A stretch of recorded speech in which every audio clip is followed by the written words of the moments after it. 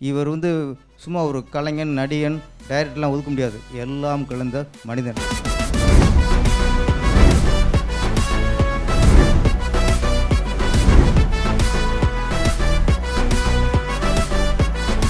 Summer holidays வந்தாச்சு, நம்ம GT ஹாலிடேஸும் வந்தாச்சு. GT holidays, South India's number 1 travel brand. Maha Shivaratri ஈசனுடன் ஓர் இரவு வருகின்ற 26ஆம் தேதி மாலை 6 மணிக்கு ஈசா யோகா மையம், கோவை. ஆனால் சமுத்திரக்குன்னு என்ன சொல்லும்போது நிறைய மனிதரை சம்பாதிச்சிருக்கிறார். நிறைய பணம் சம்பாதிக்கிறதுக்கு திறமை இருக்கணும். ஆனால் நிறைய மனிதரை சம்பாதிக்கணும்னா நல்ல மனிதராக இருக்கணும்.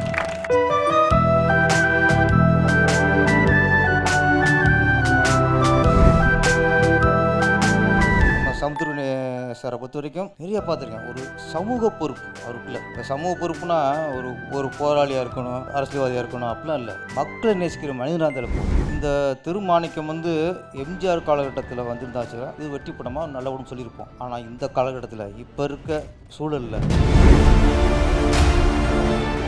ஆக்சுவலி இது திருமாணிக்கம் அப்படிங்கிறத விட இது மாண்புமிகு மாணிக்கம்னு வச்சுக்கணும். யாரோ மாண்புமிகு ஓடும்போது இந்த காலத்தில் நேர்மையாக வாழ்கிற மாதிரி கொடுமை எதுவுமே இல்லை. நம்ம நேர்மையாக வாழ்ந்தால் நம்மளுக்கு எவனுக்குமே பிடிக்காது. ஒன்று தான் இந்த படம் பார்த்து நான் உணர்ந்தது, நமக்கு பிடிக்குதா.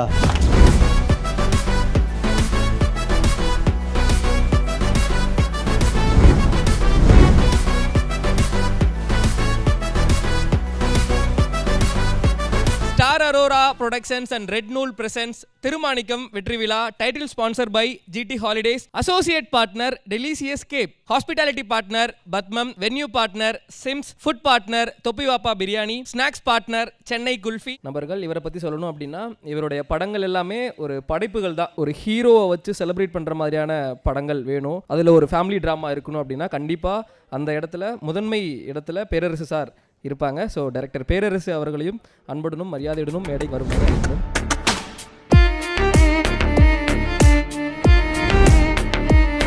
பேரரசு சார் உங்களோட வார்த்தைகள். அவர் மட்டும் 200 வார்த்தை, நம்ம 2 வார்த்தையா? நம்ம ஊர் டைமுக்கு 2 வார்த்தை யாருக்கு அதையும் பேச விடுவதில்ல.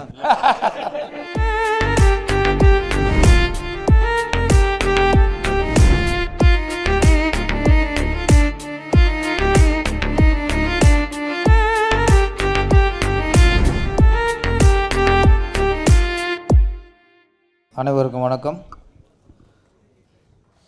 ஒரு நல்ல படத்திற்கு ஒரு வெற்றி விழா, அது சந்தோஷமாக இருக்குது. இந்த காலகட்டத்தில் 50வது நாள் அப்படிங்கிறது ஒரு வெள்ளி விழாவுக்கு சமம். இப்போல்லாம் 3வது நாளே வெற்றி விழாவெல்லாம் கொண்டாடுறாங்க. இந்த நேரத்தில் 50 நாளுங்கிறது ஒரு ஒரு கேட்க சந்தோஷமாக இருக்குது, திருப்தியாக இருக்குது. ஆக்சுவலி இது திருமாணிக்கம் அப்படிங்கிறத விட கல்லே உயர்ந்தது மாணிக்கம். இது மாண்புமிகு மாணிக்கம்னு வச்சுக்கணும். ஏன்னா இப்போ யாரோ மாண்புமிகு ஓடும்போது நல்ல மனுஷனுக்கு இப்போலாம் திரு போடக்கூடாது, மாண்புமிகு தான் போடணும். மந்திரிக்கே போடும்போது நல்ல மனிதர்களுக்கு மாண்புமிகு போடுறது தப்பு இல்லை. ஆனால் சமுத்திரக்குன்னு என்ன சொல்லும்போது அவர் சொல்லணும்னா நிறைய மனிதர்களை சம்பாதிச்சிருக்கிறார். நிறைய மனிதர்களை, நிறைய பணம் சம்பாதிக்கிறதுக்கு திறமை இருக்கணும். ஆனால் நிறைய மனிதரை சம்பாதிக்கணும்னா நம்ம மனிதராக இருக்கணும், நல்ல மனிதராக இருக்கணும். அந்த நல்ல மனிதர் தான் சமுத்திரக்கனி அவர்கள்.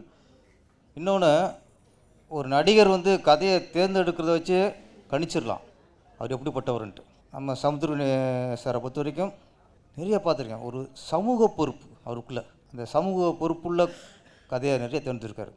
இப்போ சமூக பொறுப்புனா ஒரு போராளியாக இருக்கணும், ஒரு அரசியல்வாதியாக இருக்கணும் அப்படிலாம் இல்லை.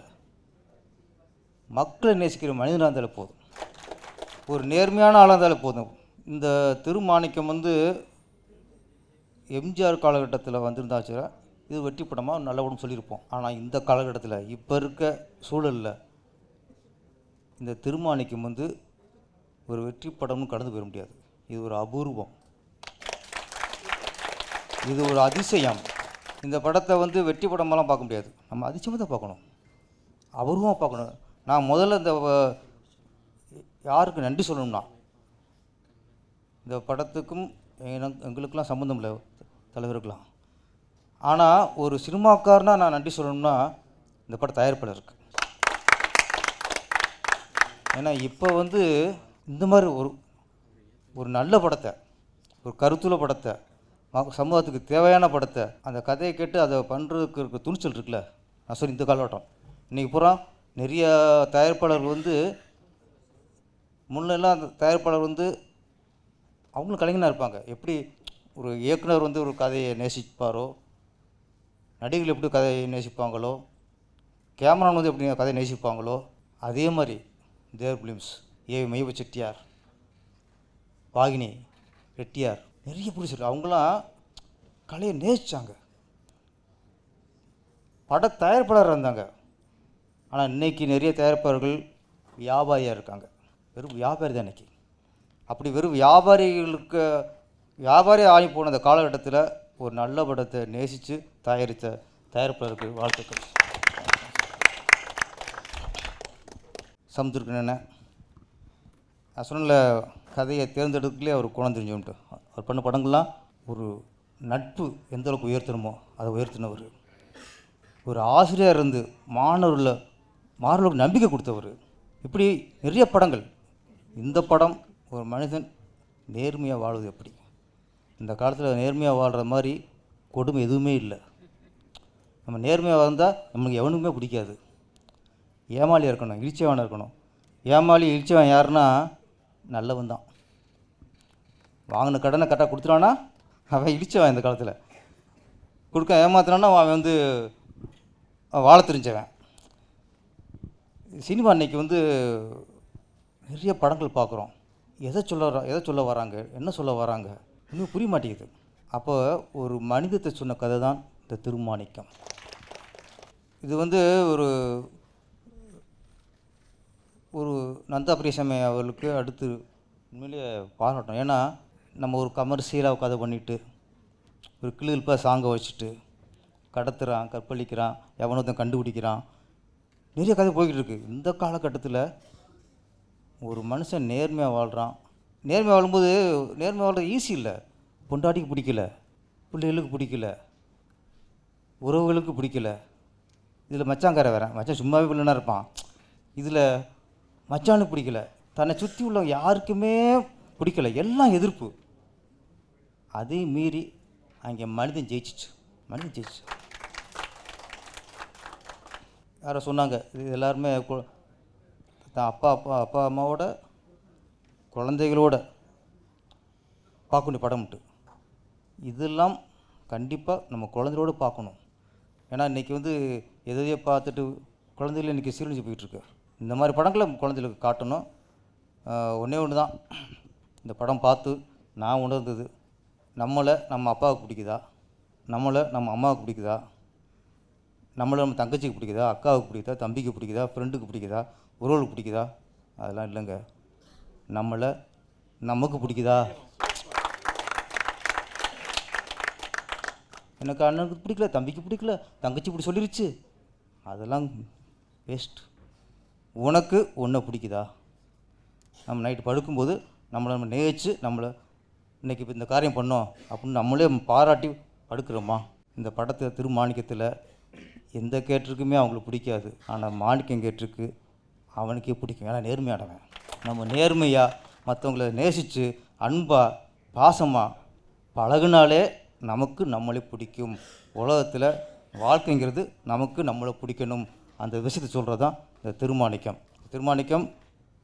நல்ல பேர் வந்திருக்கு. நந்தா பிரியசாமி தொடர்ந்து இது மாதிரி நல்ல படங்கள் எடுத்து பேரும் புகழும் இருக்கணும். சமுத்திருக்கணும். இது மாதிரி நிறைய நல்ல படங்களுக்கு நீங்கள் வந்து ஒன்றே ஒன்று தான். சமுத்திரக்கனி அப்படின்னா அவர் படத்தில் நடிக்கிறாரு அல்ல, ஒருத்தர் உருவாக்குறாரு. ஒரு பிடிச்சிருக்கு கால்ஷீட் கொடுக்குறாரு இல்லை, ஒரு பிடிச்சிருக்கு சப்போர்ட் பண்ணுறார். ஒரு கதை கேட்டு ஒரு இயக்குனருக்கு வாய்ப்பு கொடுக்குறாரு. தன்னை மாதிரி இன்னொரு இயக்குனர் உருவாக வென்று எண்ணம் எல்லாத்தையும் வெளிப்பாடு. அதனால் இவர் வந்து சும்மா ஒரு கலைஞன், நடிகன், டைரக்டர்லாம் ஒதுக்க முடியாது. எல்லாம் கலந்த மனிதன். நன்றி, வணக்கம். Thank you so much sir. அவர் அப்படியே நடிச்சு கண்ணா துடிக்குது, அவர் நடிச்சிட்டு இருக்காரு. நான் எனக்கு என்ன பண்ணணும்னு மறந்து போயிடுச்சு. ரெடி இப்படி பேச டப்புன்னு கணத்தில் அரைச்சிட்டாரு. ரெடி ஆக்ஷன் அப்படின்னு குடிச்சு என் பொண்ணோட தான் நான் உட்காந்து அந்த படம் பார்த்தேன். இந்த பக்கம் கிளைமேக்ஸ் போது நான் அழுதுட்டு இருக்கேன், அந்த பக்கம் அவள் அழுதுட்டு இருக்கா. நான் கேட்டேன், என்ன கற்றுக்கிட்டேம்மா இந்த கதையில், என்ன கற்றுக்கிட்டேன் அப்படின்னு கேட்டேன்.